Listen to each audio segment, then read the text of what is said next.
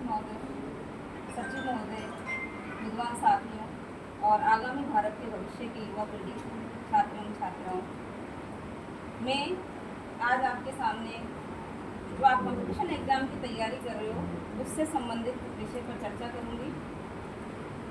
मैं मानती हूँ हालांकि आप पूर्ण विवेक से, कर्तव्य निष्ठा से आप तैयारी कर रहे होंगे। सबका अलग अलग लक्ष्य हो सकता है, कोई किसकी तैयारी कर रहा है, कोई किसकी तैयारी कर रहा है। लेकिन उसके लिए मैं सिर्फ इतना बताना चाहूँगी आपको कि जैसे आप लाइब्रेरी में हो सकता है कोई 8 घंटे दे रहा होगा, कोई 7 घंटे, कोई 10 घंटे, कोई इससे ज़्यादा भी दे रहा होगा, हो सकता है कम भी दे रहा हो। लेकिन मेरा जो अनुभव है मैं उसके आधार पर आपसे ये कहना चाहूँगी कि मायना ये नहीं रखता कि आप 10 घंटे पढ़ रहे हो या 8 घंटे पढ़ रहे हो या 7 घंटे पढ़ रहे हो। मायना ये रखता है कि आप चाहे 4 घंटे पढ़ रहे हो लेकिन उसको मतलब बिल्कुल डीपली पढ़ रहे हो।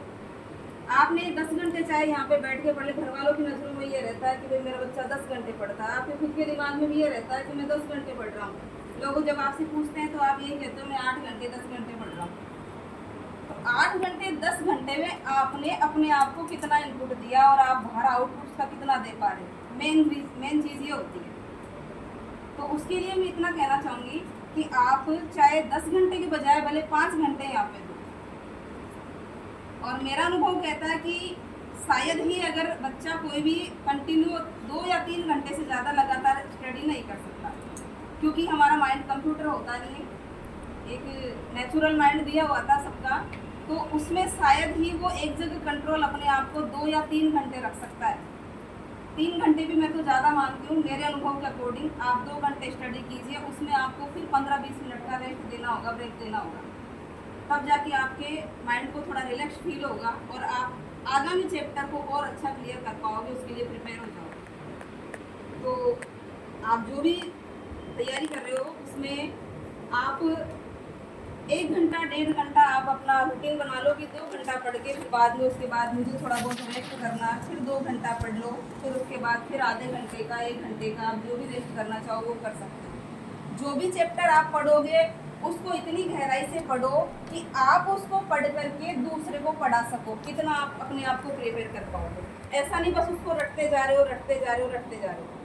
आप पढ़ो और प्रयास करो कि मैं इसी चैप्टर को अब दूसरे बच्चे को पढ़ा सकता हूँ या फिर मेरे साथी भाई है उसको क्लियर कर सकता हूँ। दूसरी चीज़, आपने एक सिद्धांत पढ़ा होगा शिक्षा मनोविज्ञान में, संपूर्णता का सिद्धांत। शिक्षा मनोविज्ञान जो पढ़ते हैं उनके तो आया होगा शायद चैप्टर में संपूर्णता का सिद्धांत। तो मैं तो कहना चाहूँगी कि आप सबसे पहले संपूर्णता के सिद्धांत के अकॉर्डिंग आपका जो सिलेबस दिया हुआ उसको पूरे को देखो। ये नहीं कि जैसे किताब ले ली उसको पकड़ लिया और रटते जा रहे हो, एक पेज पलटा, दूसरा पलटा, तीसरा पलटा और आप रटते जा रहे हो। सबसे पहले आप जो पूरा पाठ्यक्रम है उसको देखिए। एग्जाम चाहे आप कोई सा भी दे रहे हो, आप उसका सिलेबस देखो, सिलेबस में क्या चीज़ है उसको देखो क्लियर से, और फिर उसका डिवाइडेशन करो पहले आप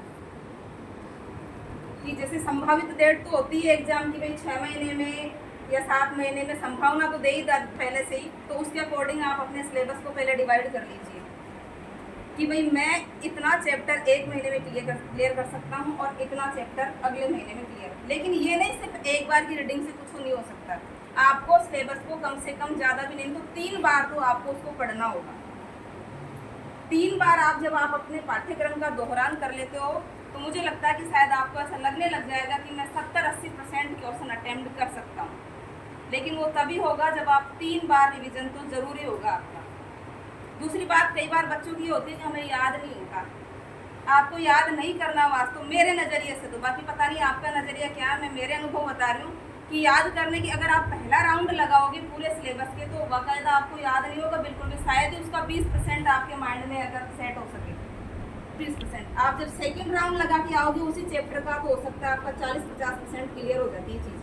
और जब थर्ड राउंड लगा के आते हो आप कंपटीशन एग्जाम के लिए अपने आप को तैयार कर पाते हो। आपका फर्स्ट राउंड सेकंड राउंड तो केवल अपने आप को तैयार करने के लिए होता है। आप जब थर्ड राउंड करके आते हो उसका, तो थर्ड राउंड में आप दौड़ में आते हो। थर्ड राउंड का मतलब है कि अब मैं दौड़ में शामिल हूँ, और उसके बावजूद भी अगर आप ना अलग से टाइम निकाल पाते हो वो आपका सिलेक्शन करवाता है। इसलिए मैं जितने भी मतलब आसपास मेरे और भी यहाँ तो आने का मुझे पहली बार मौका मिला, लेकिन आसपास में कई लोगों को देखती हूँ बस वो सिर्फ पढ़ते रहते हैं, यही देखो फिर भी सिलेक्शन नहीं पाता कि भगवान की शायद हो सकता है मेरे ऊपर मेहरबानी रही हो। 2 मैंने एग्ज़ाम फाइट किए, मैंने थर्ड ग्रेड का भी किया। 2012 में भी पहले थर्ड ग्रेड में ज्वाइन हुई थी चित्तौड़गढ़ में, और उसके बाद फिर जैसे ही 2015 में वैकेंसी आई तो मैंने उसके लिए भी तैयारी की थी अपने आप को। लेकिन आपका ध्यान भी, जैसे मेरा ध्यान सिर्फ लक्ष्य पे था कि मुझे कैसे भी करके सेलेक्ट होना। कई बच्चों को मैंने देखा शौक मैंने लाइब्रेरी ज्वाइन कर लेते हैं, सिर्फ क्यों